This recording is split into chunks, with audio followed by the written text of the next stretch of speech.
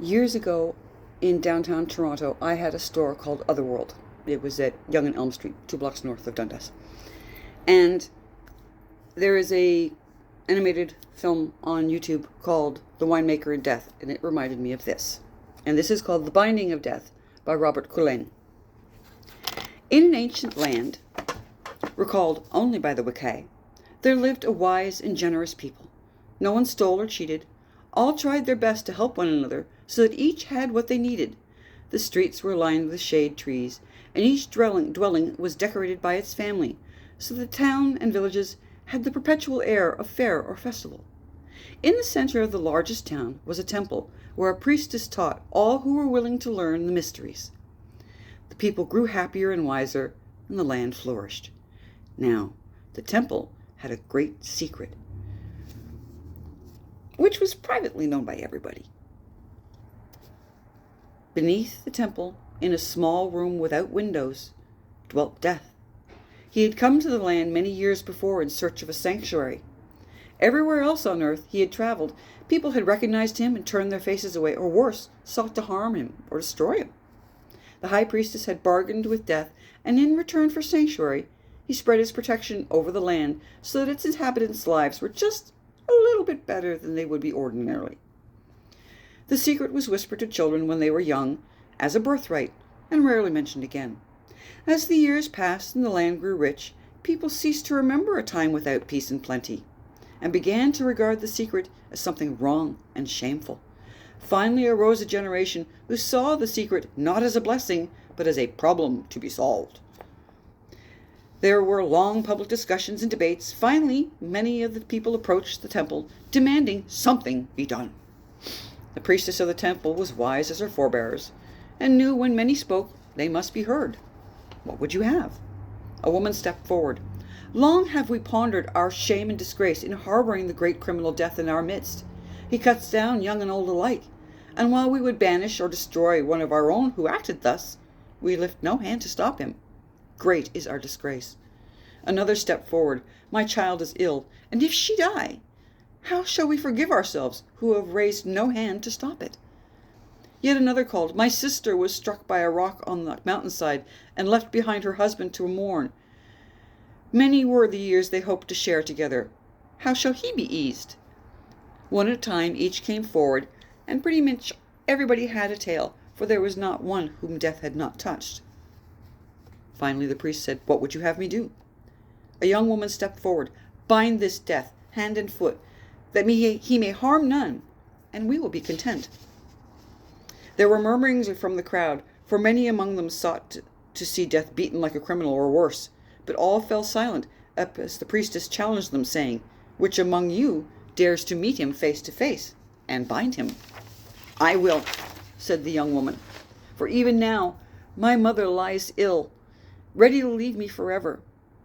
She followed the priestess into the temple, past the clean and fragrant altars to the many gods and goddesses, then down a narrow staircase to a cobweb-covered door, which seemed not to have been entered in years.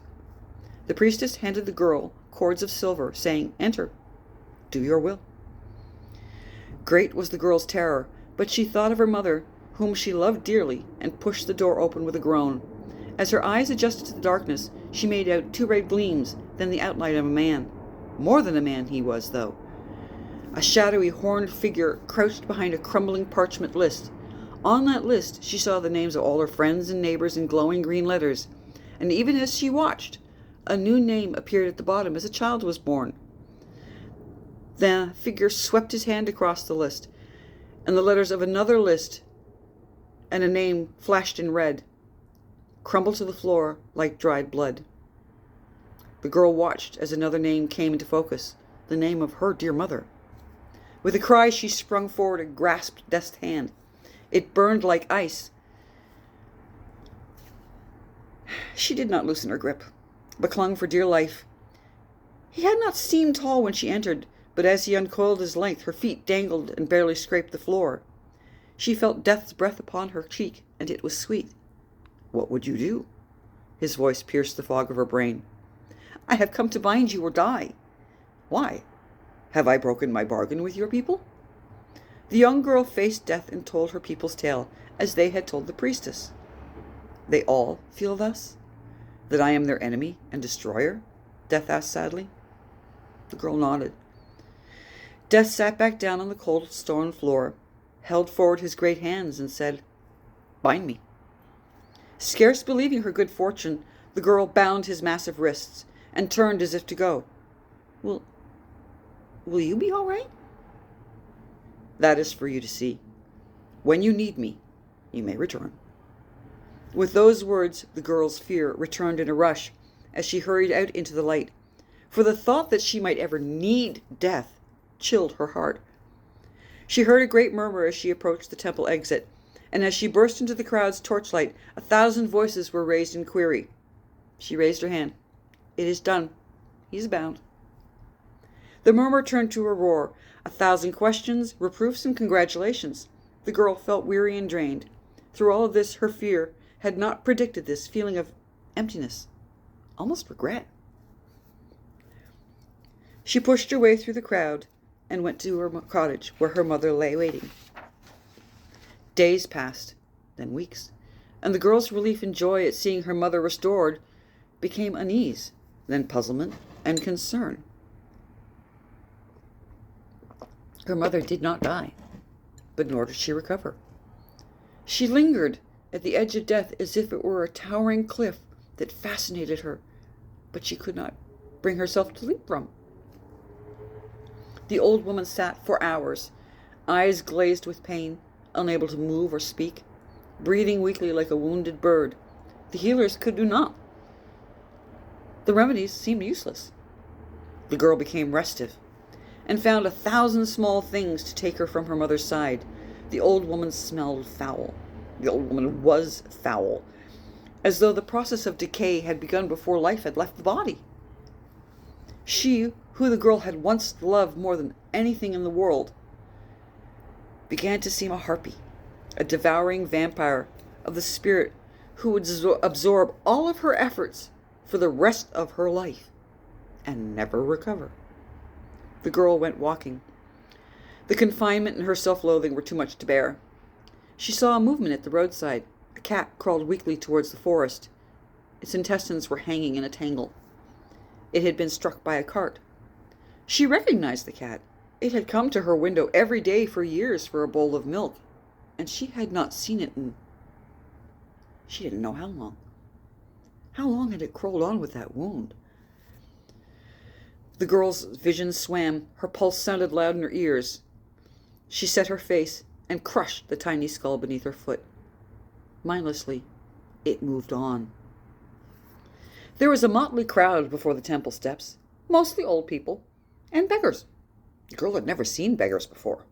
"Who are you?" she asked one of the torn and tattered, but otherwise healthy young man. "Why are you dressed like that?" "My family has cast me out. There's no food." "But the harvest?" "How could you not know? Where have you come from? The grain will not ripen. It remains green and fresh." A woman turned with a question. Her eyes widened with rage as they fell upon the girl's face. "It's her, the destroyer." A shout of rage rose from the crowd. Hands which had borne the plow, hands which had borne the burdens of love, reached out to rend and tear. Her neighbors became strangers, and strangers enemies. She felt her tunic rip, claws at her throat. She ran for the darkness of the temple entrance. Inside it was cool, dark, and empty. Spectral lights burned at the altars. She moved towards the staircase, as if in a dream. None of it was real. "Real enough," a voice whispered. The priestess appeared before her, drawn and haggard. What has happened here? My mother has become... is..."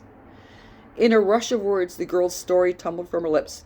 The growing hatred time had made of love, the revulsion and disgust at the thing by the road, the young man's tale of rejection and hunger. "What have I done?" The priestess regarded the girl. The old eyes were mirrors. The answer rang clear. "You have bound death." The priestess pressed something cold into the girl's hand. The girl turned and ran down the narrow staircase to the cobwebbed door, and the darkness, and the terror that lay beyond. Before her loomed the cord, still silver in the darkness, and as she ran it seemed to swell and fill her vision.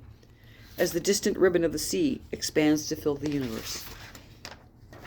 The girl felt the weight of the ceremonial knife that was not tear, but it would heal.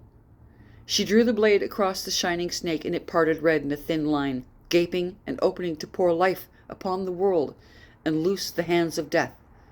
Friend, this is the tale the Wicca tell of the binding of death and his return.